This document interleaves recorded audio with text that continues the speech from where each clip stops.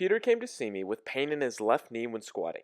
He told me that the pain came out on the ascent portion of squats, saying that it felt like a dull ache around his quad tendon, patellar tendon, and inside part of his knee.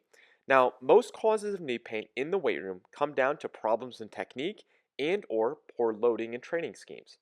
But when viewing his squat, there doesn't seem to be many huge issues. There's no hip shift at the bottom or knee cave on the ascent. So what was causing the problem? To uncover the cause, we need to become more of a detective and uncover the smaller clues that often go unnoticed to the untrained eye.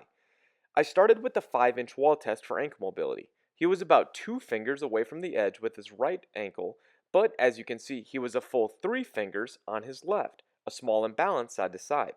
When looking at his hip internal rotation, he had a ton of mobility on his right side, but not as much on the left, another small mobility side to side difference uncovered.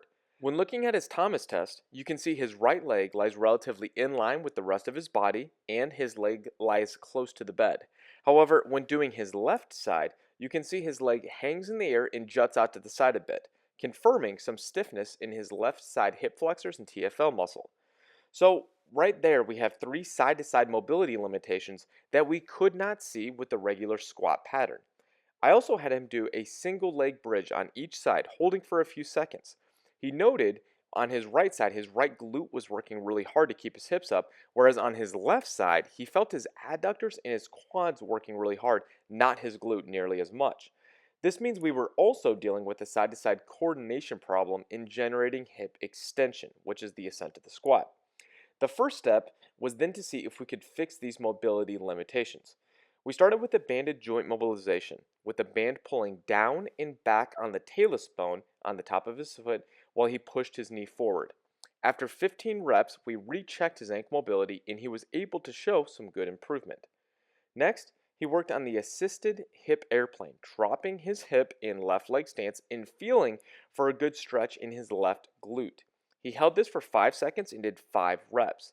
Upon immediately retesting, he was able to show great improvement in his previous limited hip internal rotation.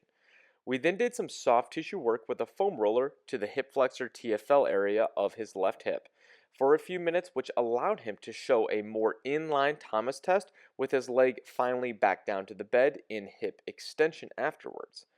We then got under the barbell and used a band across the knees to work on optimal glute engagement with some very slow tempo squats, focusing on opening the hips from the very start, spreading the floor with his feet the entire movement. Within the next few weeks, Peter continued to use these exercises as a warm-up for his training, and he noticed less and less pain and more strength.